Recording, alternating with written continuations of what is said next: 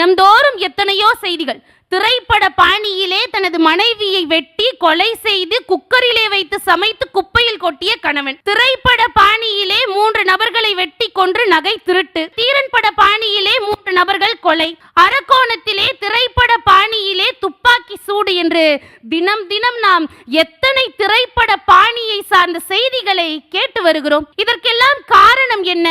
முல்லை முள்ளால் அவர்கள் எடுக்க நினைத்ததுதான். இந்த வன்முறைகளை எல்லாம் இந்த சமுதாயத்திலிருந்து நீக்க வேண்டும் என்றால் அந்த வன்முறை எவ்வளவு பெரிய தீமையான தாக்கத்தை இந்த சமுதாயத்திலே கொடுக்கிறது என்பதனை அவர்களுக்கு புரிய வைக்க வேண்டும் என்று இந்த இயக்குனர்கள் எண்ணினார்கள்.